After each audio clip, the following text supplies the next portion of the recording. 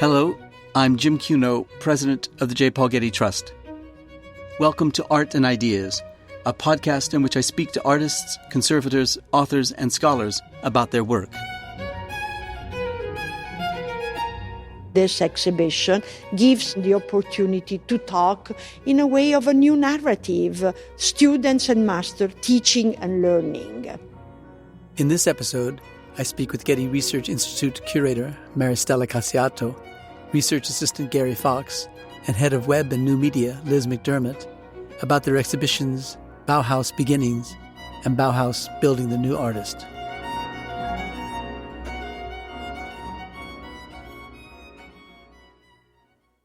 The Bauhaus was founded in 1919, 100 years ago this year, in Weimar, Germany, in the wake of the destruction of the First World War. Fabled for its radically modern pedagogy and curriculum, the Bauhaus attracted a faculty of distinguished designers and artists, from its founding director, Walter Gropius, and theater designer Oskar Schlemmer, to the artists Lionel Feiniger, Johannes Itten, Vasily Kandinsky, and Paul Klee. The Getty Research Institute exhibition, Bauhaus Beginnings, focuses on the studio exercises of Bauhaus teachers and students, color wheels, grids and triangles, photographs and photograms that reveal the learning experience at the Bauhaus. Accompanying the gallery exhibition is an online interactive exhibition, Bauhaus Building the New Artist. This includes dozens of documents and images not in the gallery exhibition and allows the online visitor to engage with the color and shape exercises that form the basis of the Bauhaus pedagogy and curriculum. To experience both exhibitions firsthand, I met with senior curator Maristella Casciato, research assistant Gary Fox, and head of web and new media Liz McDermott. Maristella, tell us about the early years of the Bauhaus. Who founded it and how did it get started? Well, thank you, Jim, for visiting the exhibition with us. The Bauhaus was founded in Weimar 100 years ago. So basically, we are celebrating a very important anniversary. It was founded in a relatively small town in Germany, Weimar, and by Berlin-born architect Walter Gropius. Gropius at the time was 35 years old, had been already involved in some major projects in architecture and design. As an architect or as a teacher? As an architect. He was an architect trained and had worked with one of the major institutions about art, design and architecture. It's called Werkbund. And within the Werkbund, he had designed two relatively known, basically marking modern architecture buildings that in a way are originally the foundation, not of the Bauhaus, but the whole idea of modern architecture. The Bauhaus, for various reasons, will be at the beginning, for him, a different story. And why a different story? Because between his accomplishment as architect and 1919, we had World War I, between 1914 and 1918, a major break in German culture and German state and politics in general. What was the training system for an architect at that time in Germany? Training system was rather complex, specifically in the Prussian-German history. There is still a relatively Beaux-Arts, old-fashioned teaching, though he comes, Walter Gropius, from a well-educated family of engineers and architects. So maybe we can say that he had a kind of specific training within his family. Then the other aspect that is very important in Germany is the time, is where architects or young people who will be becoming architects is the apprentices. And Walter Gropius specifically had a very good training period as an apprentice with a very relevant, well-known at the time, German architect in Berlin, whose name is Peter Behrens. So he trained as an apprentice. Did he go to a school? Was there a school to which he could have gone? Yeah, he went to a school, for technical instruction in architecture and engineer, but to form the architect, the most relevant component was the timing spent with an architect. And in his case, Peter Behrens was really the cradle of his education. There is a small detail that we can add to this, that when he entered 1909 Peter Behrens' office, he was with two other architects who will become, as he did, the masters of 20th century architecture. The young Miss van der Rohe was in the office, and even younger at the time, what we called then later Le Corbusier, was even in the office. So this idea of this very magical triangle of three young practicing who then will really shape the history of architecture in 20th century, they all met at Peter Behrens' office. So, Gary, how did Gropius go from that kind of training to establishing the Bauhaus, and who was his patron? So Walter Gropius was 35 years old when he's asked to lead the new institution. He had been involved in the Deutscher Werkbund before his time at the Bauhaus. And one of the key founders among the leaders of the Deutscher Werkbund, the Association of German Craftsmen, seeking to bring architects and designers into collaboration with capitalists and industrialists, was Henry van der Velde. Van der Velde had led a series of schools in the context of Weimar Germany before the First World War, including the School of Applied Arts. Van der Velde recommends Gropius to take over as his successor, director of the institution. The school, however, remains closed through the First War, and after it reopens, Van der Velde's recommendation of Gropius is enacted, and Gropius is hired as director. So Van der Velde established the precedent for the Bauhaus in Weimar, or was it in Berlin, and it was Gropius who brought it to Weimar? So Henry van der Velde is hired by the local government, the Thuringian government in Weimar, to advise how local craftsmen can improve their methods of design, their approaches toward industrialization. And so he founds a number of institutions, in fact. He founds the School of Applied Arts. He leads a seminar. He encourages reforms among industrialists more broadly outside of pedagogical systems. And so he's very close to the local government for a short period, from about 1904 to about 1914, when he is forced out. Well, what was it about the local government that led them to support and patronize the founding of the Bauhaus in Weimar? Well, van der Velde reaching Weimar before World War I, at the beginning of the 20th century, he arrives with a kind of aura of being one of the master of modern design and modern craft. He is a Belgian, and he is also credited to be the mind behind what we call Art Nouveau. So he reaches Weimar really because the government thinks that German younger people should be educated in both fine arts and craft and design in a general sense in a strong way.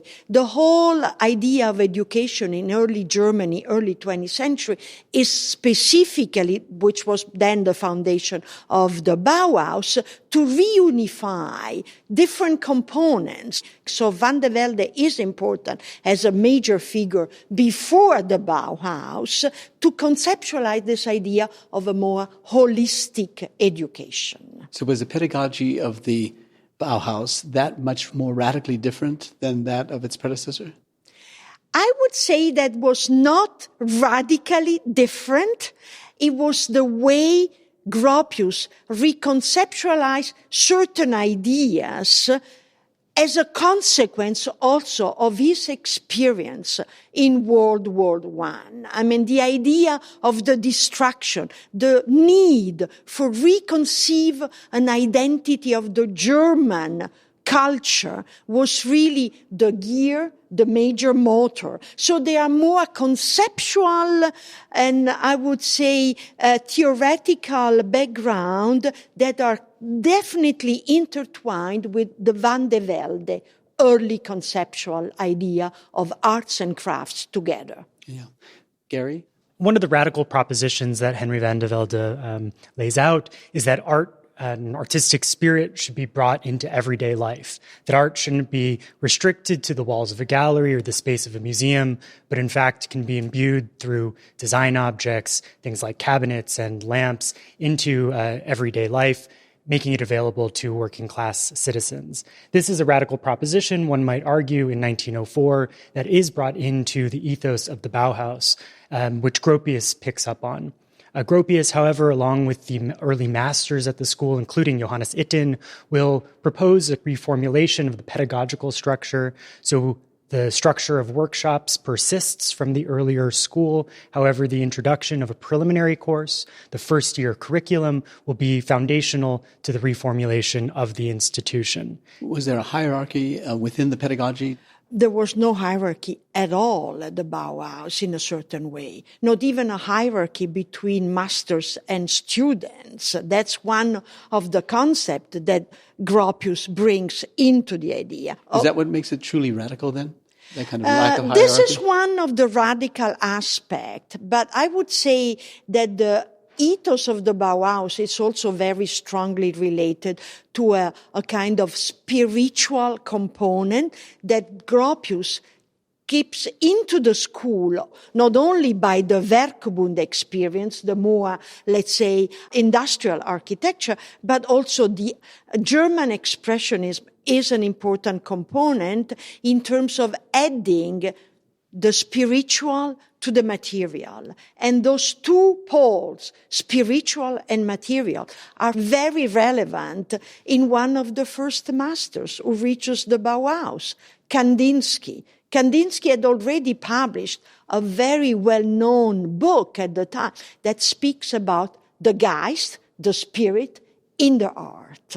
Now we're standing in the first gallery of the exhibition in which we're looking at works of art that are from the earliest days of the Bauhaus. Describe them for us and tell us how they represent these early ambitions of the Bauhaus. Well, the first gallery offers you an overview of precedents, like the Expressionist group, who were extremely active in Berlin and Hamburg, and Gropius was one of the members of those groups. And we are presenting an interesting selection of, for instance, Frühlicht. Frühlicht is the journal of the Expressionist group. The founder, the editor, is Bruno Taut. And we show also an open page from Frühlicht where you see one aspect of Expressionist architecture is transparency, is the idea of the glass, the idea of the crystal, the fact that architecture can show what is around the world through this reflection into architecture. And we show a very early work of Mies van der Rohe, a skyscraper, completely glass skyscraper. Mies van der Rohe belongs to the same group and will be the third director of the Bauhaus.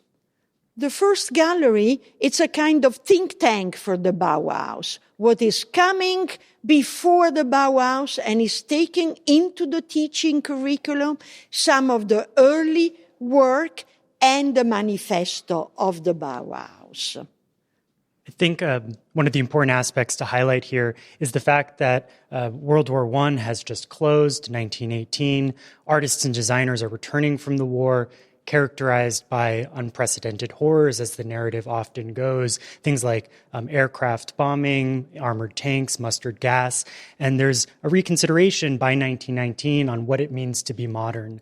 Is modernity meant to be tied to the machine and objects of industry, or is it in fact something else? And so we see German expressionists, designers, architects in the period reconsidering what it means to be modern and looking to different sources of inspiration, namely spirituality and medievalism. What about this work, this woodcut or linocut by Lionel Feininger? This is in the context, Gary, of what you were just describing to us. It precisely is. So we're looking at the manifesto announcing the opening of the school in 1919, published just slightly later in April of that year. In the text, Walter Gropius promises a reformulated vision for modern architectural, artistic, and design pedagogy, a vision in which designers and artists of all kinds could come together to produce socially and spiritually gratifying collective works. Gropius describes these works as buildings of the future, the Gesamtkunstwerk, the total work of art, and somewhat counterintuitively then, he asks one of the very first hires to the Bauhaus, the artist Lionel Feininger, to illustrate this idea of a building of the future with a neo-Gothic cathedral. And so we look at a woodcut of an image of a cathedral replete with flying buttresses, pointed arches, and rays of light emanating outward to signal the spiritual importance of this architectural vision. Why the woodcut? The woodcut is considered to be a technology introduced to Europe in the early Renaissance. 20th century designers will consider it to be a pre-industrial form of imagery production, and it would make sense that artists and designers rethinking their commitment to industry and to machine would look to a form of imagery production, a technology considered to predate the introduction of machinery and industrial techniques into modern design. Woodcut would be also an important component of German culture. Already, at the beginning of the idea of the printmaking, woodcut will be really something that represents the identity of German culture. The Bauhaus comes in after World War I, and the Bauhaus also need to find a way to give younger generation the idea that the German identity can be reconsidered and rejuvenated in a new modern context. So we don't have to think that the medievalism is only looking backward. Actually, this medievalism is looking forward. And the workshop on woodcuts is one of the first workshops at the Bauhaus. Was extremely successful because it's fostering an ancient art, but it's fostering an ancient art with new imagery. This whole initial gallery is about this polarity between an old culture and looking forward for a future modern identity. So this first gallery introduces us to some of the earliest teachers at the Bauhaus, Johannes Itten, Gerhard Marx, Lionel Feininger. How did they all come? How did all these international artists come to the Bauhaus so early in its life? I would say that this is, quote unquote, the genius of Walter Gropius, but also is incredible network already. He is young, but in the years he was in Berlin and also within the Werkbund, he really created a very strong network. So Gropius, reaching Weimar, he is able immediately to contact artists that are already well known at the time and convince them, which is not an easy job, to come to Weimar, a small town, to initiate really a new endeavor, something that is visually, in a way, utopian in the context of the German culture. Johannes Itten, an artist from Switzerland, he is among the first hired at the Bauhaus. At the time, he is in his 30s. He's still relatively young.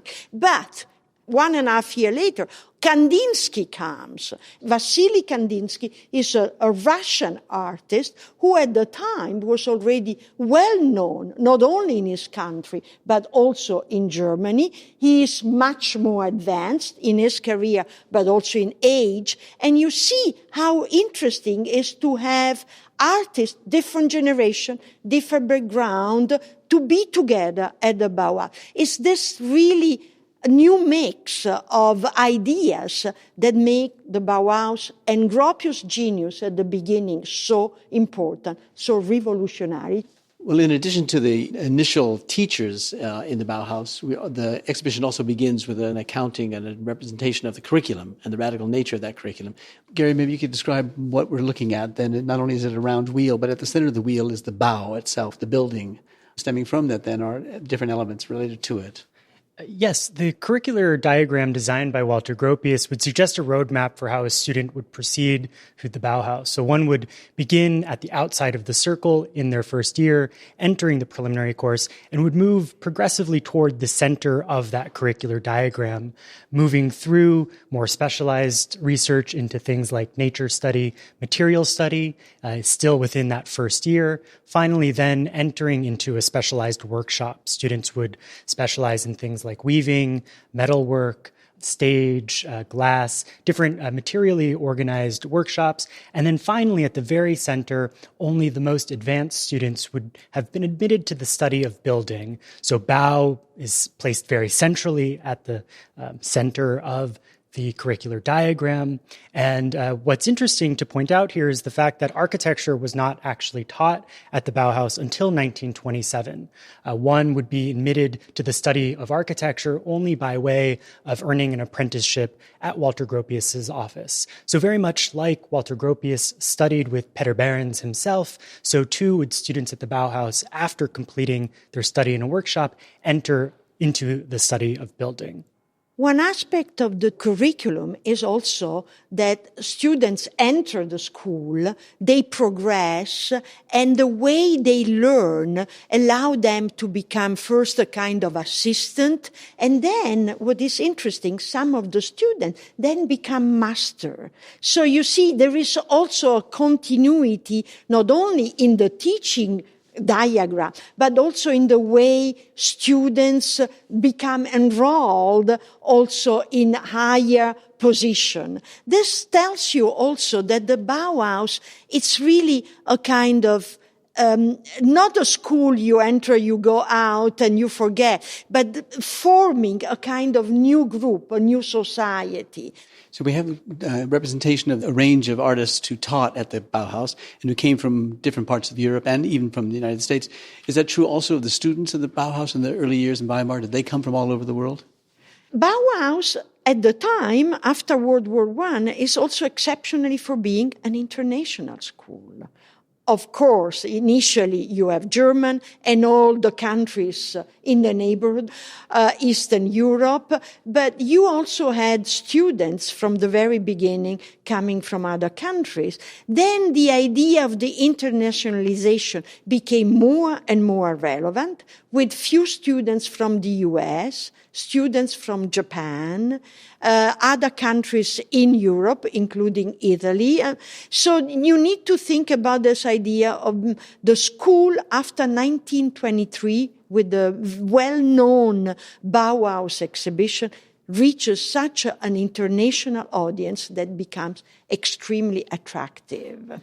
Was the Bauhaus in its first incarnation in Weimar in a building designed by the architects of the Bauhaus? Would I have recognized that building as being as radical as the school itself?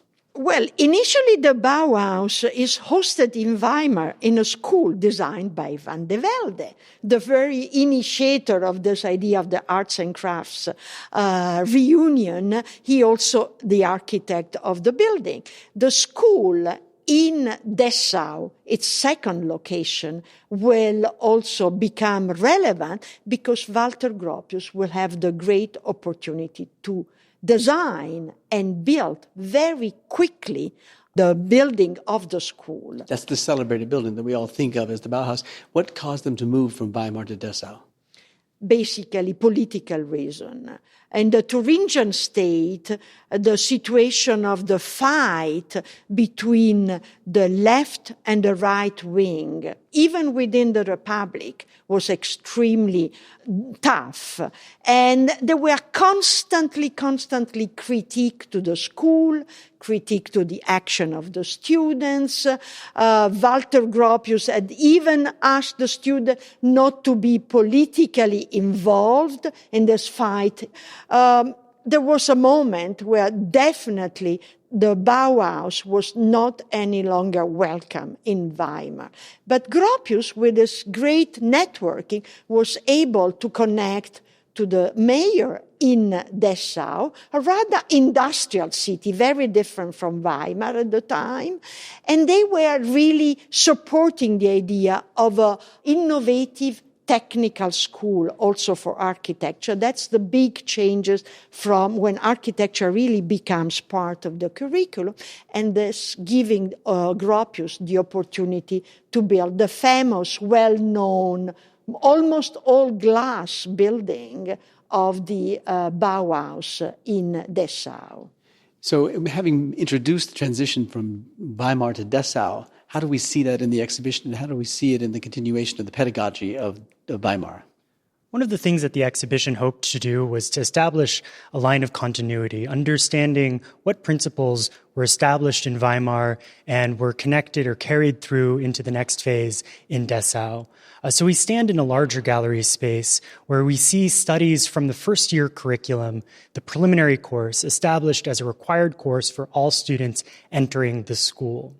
Johannes Itten, the Swiss expressionist painter, will propose the idea of a preliminary course in 1919, again, still in Weimar. 1920, it becomes required for all first-year students. The idea behind the preliminary course, it's hoped, will establish a shared foundation of aesthetic knowledge among all artists and designers moving through the school.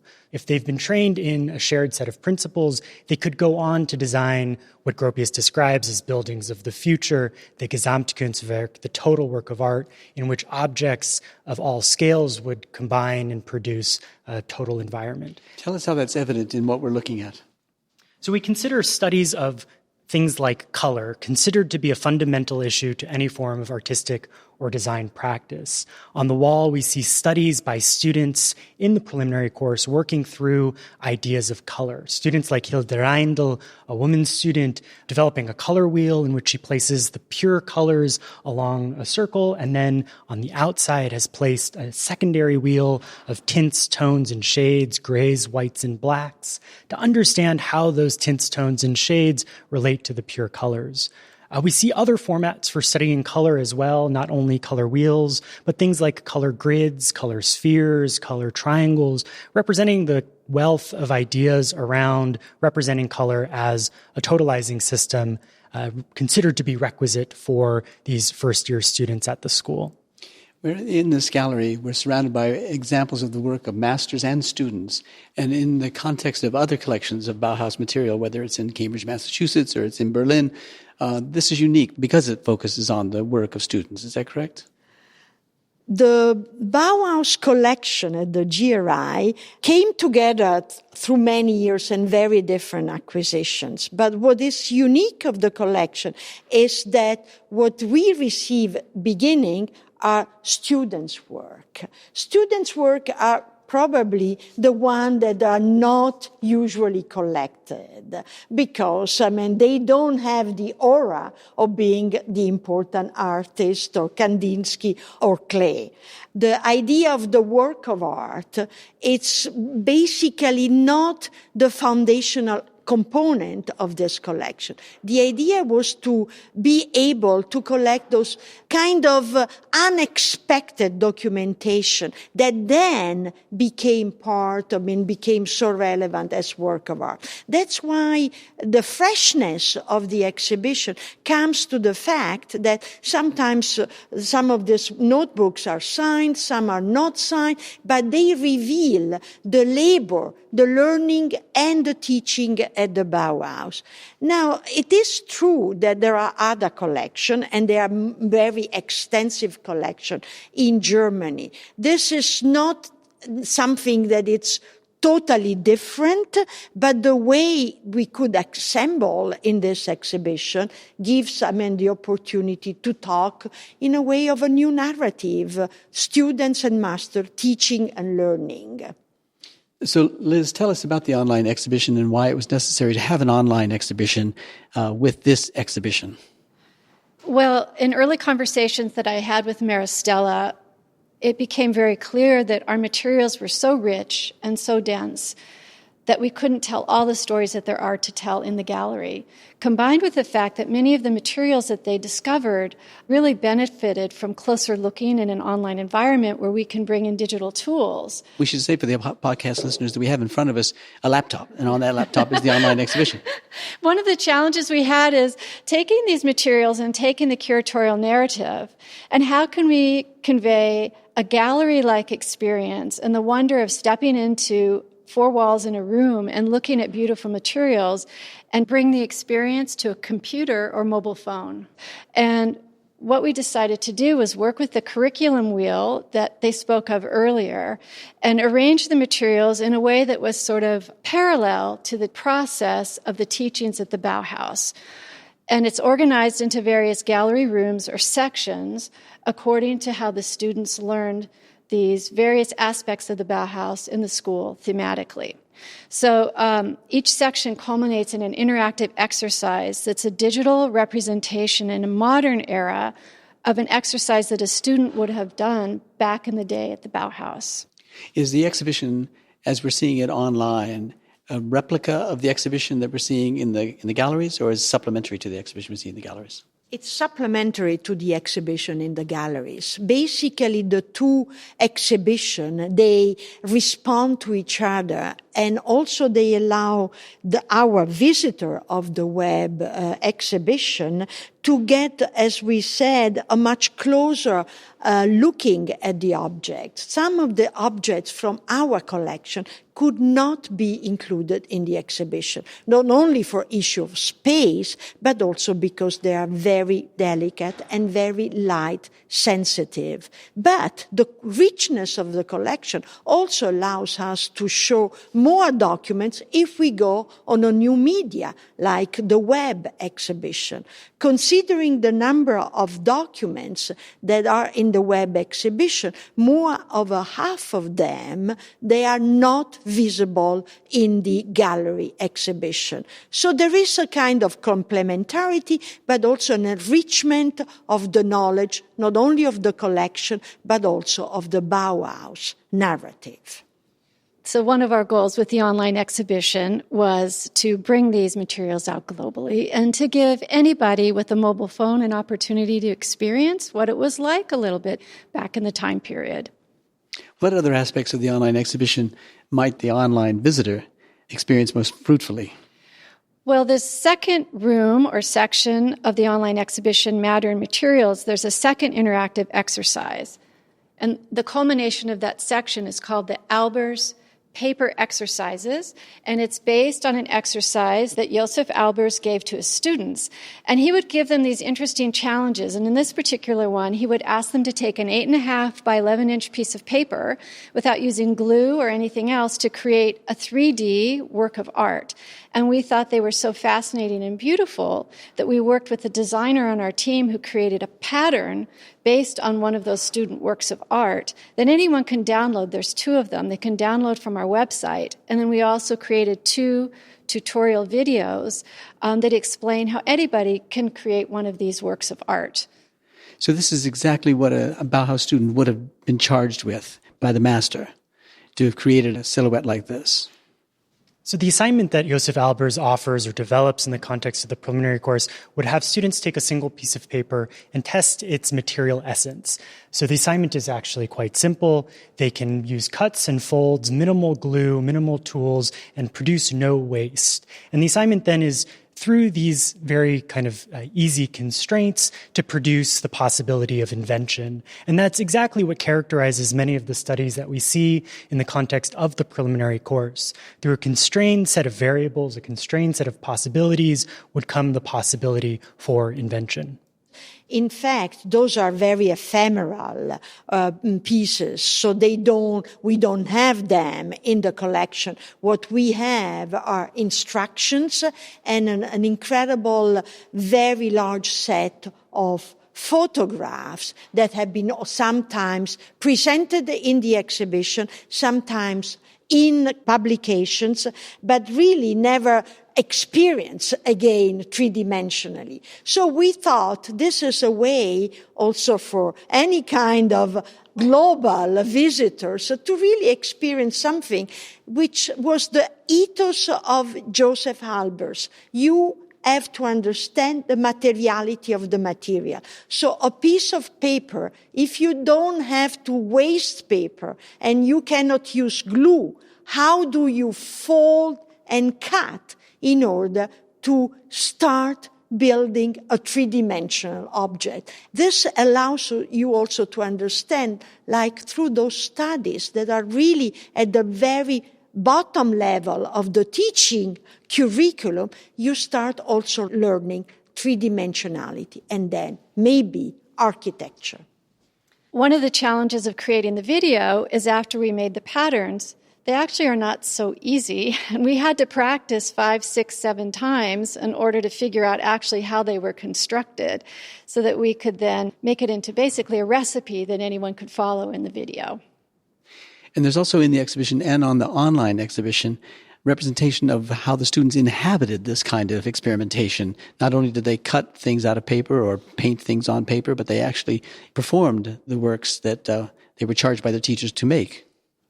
The Bauhaus was extremely important also as daily life, where students really spending 8 hours, even more, in the classes, and then enjoying their life. So even in the gallery exhibition, we have many murals, photos from the GRI collection, where we show the students' life. Now, among the many activities of the student, masters supported the idea that dancing and exercising the body within the space will also be part of their learning process. So some of the masters, specifically Schlemmer, was very much in favor of allowing the student to express their creativity through the dancing. And we have many of these exercises. In this particular one that we're looking at, this is by Oscar Schlemmer, just as you described it, the triadic ballet. The Triadische Ballet is one of the first dancing performances by Schlemmer. He already prepared this when he was still a professor in Stuttgart in 1922, but then experienced and staged it many times in Weimar. What we see in our online exhibition is a very rare clip of a stage of the Triadische Ballet in Dessau. So for the opening of Walter Gropius' new building. What you see in this clip is the man dancing is Schlemmer himself. He was used to be part of the dancing group in most of his performances. But it's quite like his rather abstract paintings come to life on stage. It is an abstract figurine, one of his costume, and the idea of the Triadische Ballet comes also from the idea that you have an abstract stage of 3 different colors and the figurines that move on this stage. One of the key aspects that both the in-gallery and online exhibition hoped to highlight was how the principles developed in the first-year education, the preliminary course, would translate to a variety of media being experimented and worked through in the context of Bauhaus workshops. One of those workshops, very clearly, was the stage workshop led by Oscar Schlemmer after about 1923, 1924. And so we see how a lot of the principles, experiments, and investigations into things like form and color would translate to the design of a stage, theatrical production, the design of music, stage sets, costumes, choreography, all mobilizing the very many principles being tested in that first-year curriculum. Okay, let's continue in the other galleries. Now we're in Gallery 2, and we see examples of weaving. Gary, tell us about them. So after a student would complete the first-year curriculum, the preliminary course at the Bauhaus, they would apply to and be admitted to specialized workshops like weaving.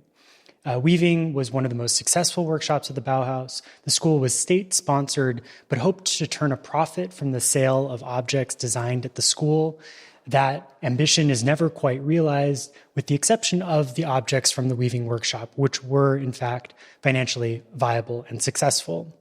The issue of gender becomes very important to raise here. The student body from the beginning was about half women, and yet in large numbers they were either encouraged to or forced to take up weaving. Some of the masters at the school thought that or argued that women could not think in 3 dimensions, and so in large numbers they were relegated to the weaving workshop. There are some notable exceptions. Mariana Brandt makes it into the metalworking workshop. Amazira Büscher makes it into the cabinet-making workshop. But if we look very closely, in fact, to the objects from the weaving studio, we recognize quite immediately that weaving involves a great deal of three-dimensional thinking and is, in fact, quite mathematical and technical in its execution. So we stand in front of a few objects being produced from weavers in the weaving studio, designs, woven textile samples, demonstrating the full expression of experimentation with the medium, mobilizing principles of color, interactions of color, formal composition, through the development of woven textile. We see, for example, a design by Günther Stolz, the only woman at the Bauhaus to receive the title of master. There were many women teaching at the Bauhaus, but they were only deemed teachers. Günther Stolz earns for herself, one might say, the title of master in the weaving studio. So in the exhibition itself and online, one gets a real sense of the instruction of the Bauhaus and the life of the students and the interaction of students and teacher. It was a heyday of design instruction and design in Germany and in Europe, for that matter. But it rapidly comes to a close. Tell us about the end of the Bauhaus. The end of the Bauhaus, for many reasons, can be a sad ending. The school, after Ms. van der Rohe is selected to be the new director, the third director of the school needs to leave also Dessau, the second location. Why does it leave Dessau?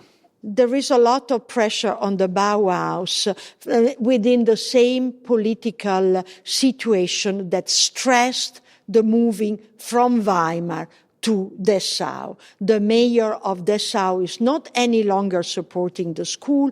The new director of the Bauhaus, the second, Hannes Meyer, a Swiss architect, show an extremely strong communist approach to his teaching and to the school environment, and the support of the municipality of Dessau basically ended.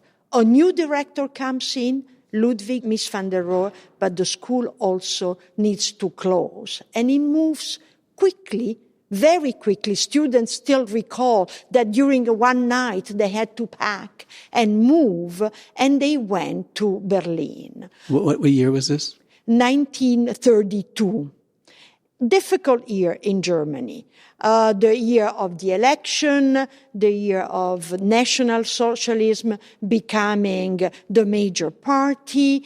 After Adolf Hitler coming to power, Mies has enough connection in Berlin to find a small space for the Bauhaus. We are in the neighborhood of the city, Steglitz. It's a garage, basically. And the school keeps going for almost another year until 1933, when the students, even quicker than before that, had to leave because the SS was coming in and basically not allowing, not even to collect what was remained in the space. And what about the afterlife of the Bauhaus? Mies goes to Chicago, Gropius goes to Cambridge, Massachusetts. Yeah, we consider one of the larger aspects of the Bauhaus legacy to be the diaspora of the many masters and students associated with the school. In some cases, figures are forced to leave Germany. In others, they choose to leave Germany given the political situation. So we find figures like Josef Albers, who had been a student and then a master at the Bauhaus, leaving for the United States. He teaches at Black Mountain and then Yale. We have, of course, Walter Gropius, who ends up at the GSD, the Graduate School of Design at Harvard. Moholy Nagy, who arrives to Chicago to found the new Bauhaus, later IIT. But elsewhere, we see figures like Hannes Meyer going to Mexico. We have Japanese students returning to Japan and bringing some Bauhaus pedagogy to institutions there. So we see quite an international diaspora of many Bauhaus ideas, pedagogical strategies, the ethos of the school being transmitted the world over. Some of the students were also becoming important architects. It's worth to mention the name of Ariel Sharon, who was a Jewish student who went back to his own country and Tel Aviv and started building in a very successful way what we call the White City of Tel Aviv. Basically an experience of a Bauhaus environment in architecture. We can consider this successful. One aspect of the exhibition is also to underline the fact that students were from international background, they came from various countries, some of them were Jewish, many of them were Jewish, and we have in the exhibition some work of students that then unfortunately ended up their life in concentration camp and they died. Well, it's an extraordinary exhibition that draws on the great resources of the Getty Research Institute to tell us about the life of the artist and the life of the students in the Bauhaus, both in Weimar and in Dessau. We should emphasize again that the exhibition has a life after the exhibition online. So congratulations, all of you, Liz, Gary, and Maristella. Thank you. Thanks so much for having us. Thank you.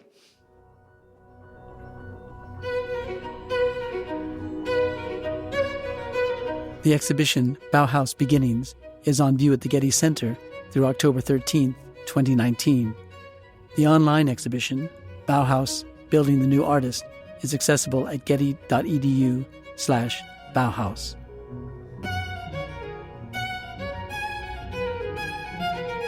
Our theme music comes from the Dharma at Big Sur, composed by John Adams for the opening of the Walt Disney Concert Hall in Los Angeles in 2003. It is licensed with permission from Hendon Music. Look for new episodes of Art and Ideas every other Wednesday. Subscribe on Apple Podcasts or Google Play Music.